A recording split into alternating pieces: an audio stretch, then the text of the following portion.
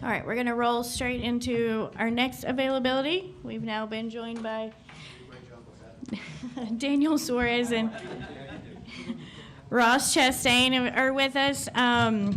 We won't roll straight into, or I won't give an opening question. We're going to roll straight into questions just to maximize the time that we have. So we'll start up front with Greg. Go ahead, Greg. Morning, gentlemen. Greg Engel with Forbes. I'm working on a kind of a profile of Justin and his management style. So I'm wondering, you guys have been with different teams before, and you've had different, different bosses and things. How do you see Justin Marks' management style different from other experiences that you guys have had? Well, for me, he's a race car driver, and he's an owner, and he's a very, very smart business person. So I think that the combination of these points are making him very successful in what he's doing at Trackhouse. I think that also the fact that he thinks a lot outside the box. He's not concerned or scared of going right when everyone else is going left. So I really like that about him.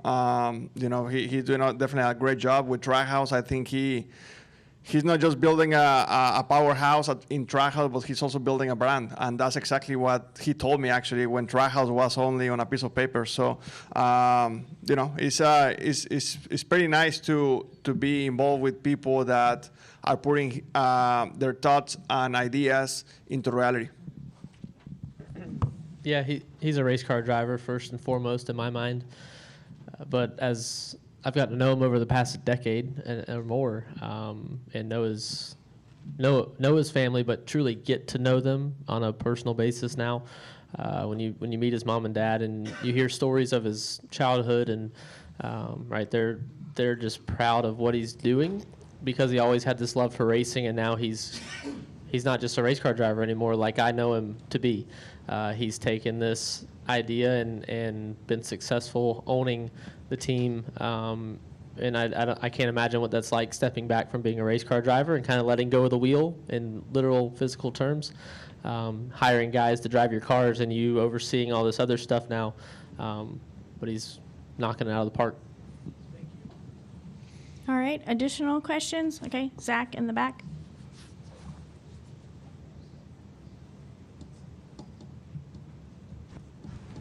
Zach Sterniolo with NASCAR.com. Daniel, obviously you're on the cut line now heading into this weekend. How has your approach changed between Sunday and today, understanding that you might be a little bit more vulnerable heading into this elimination race? In my mind, it doesn't. Nothing has changed. I don't know if you're thinking about the William Byron situation, but honestly, for me, I don't care. That's something that I can't control. He can be 20 points below or 20 points above, and I don't care. I can only control one car, and that's the 99 car. And for me, honestly, right now to before the whole point situation that happened to them, nothing has changed. Nothing has changed. The only thing it changed is a position, but points-wise, it's exactly the same. So we just have to go out there and do our thing. We have a very, very good program when it comes to road course stuff. We have showed that in the past. We have to go out there, have fun, and do things no different than any of the road course stuff that we have done. I think that, yeah, definitely we're not in a comfortable position like some of the other guys. But I think we're going to be good. I do believe that putting ourselves in this position, heading into a road course, I see this as an opportunity. I don't see this as a wild card like many other drivers see it. So I think we're going to perform well, and I think we're going to be able to do our thing this weekend and maintain ourselves in the good side of the points. All right, any final questions? Okay, we'll go to Lee.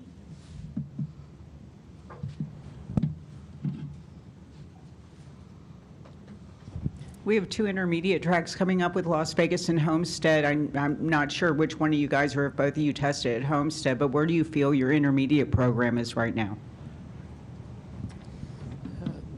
strong. We both tested at Homestead. He had the first day, so I got his old used up race car he had hit the wall with like 17 times, and then I went out and hit it 17 more. You know, that test was an opportunity to just go, and Trackhouse was very upfront with us that they would rebuild the car between the 2 days and throughout the day if we needed to, and we both went and put a big emphasis on, you know, truly not caring. And I went out the very first run of the second day of the test and spun out, and was totally fine, and like just put tires on it, keep going, and that's just not been the case this year. And it's tough to do that, you know, with a 20-minute practice, put yourself at risk on that, you know, over the edge. So, you know, driving in here today, I've been in here since the World 600, but just having flashbacks of how competitive we were. So to that question, like, I feel like we had 2 cars that could have won the World 600, and yeah, full confidence moving forward into the next 2 weeks. Like, our cars are strong. How different did the new car feel at Homestead? Yeah, for me, it had more grip than anything I'd ever felt. Just a better balance, and I think our car had a better balance than the other cars that we're testing than some of them. You know, we were there was a couple of us that seemed to stand out, but for me, in the trucks and Xfinity and Cup cars that I've driven there, it was the best driving car I'd ever had. All right, we're going to go to Dustin, and then I have to wrap. So sorry, guys, we're not going to get everyone in. Go ahead, Dustin. Dustin Long, NBC Sports, for both of you, but certainly Ross, obviously you mentioned last week that after the race you speak for yourself and don't have others necessarily speak for you in terms of the safety issues. Going to have the meeting here soon. What are you looking to get out of that? What are the questions and issues that you're kind of on your mind that you hope to have answered? And same thing for you, Daniel, as well, please. I'll be listening, you know, in the meeting. That's just it's a room of men and women that I still have a lot to learn from. So I'll be doing a lot of listening, and there's no specific things I'm looking to get out of it. We'll just keep pushing the safety front forward. We can always be safer, and there's pinpointed, real efforts happening day to day that are going to make our sport safer, and I'll just be in there learning. I mean, for me, it's pretty much the same thing. I think Ross mentioned it perfect. You know, we have to go out there and do most of the listening because, I mean, let's face it, we are race car drivers, but we're not, you know, safety people. So the only thing that we know is that it hurts when we wreck, but that's all we know. So there's a lot of smart people working very, very hard to make these cars better and better, and I'm sure we're gonna get there.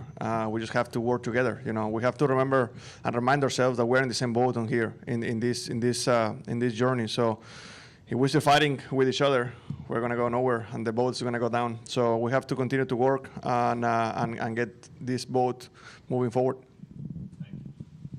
All right, Daniel, Ross, thanks for spending some time with us. We wish you both the best of luck this weekend. Thank you, guys. Thanks.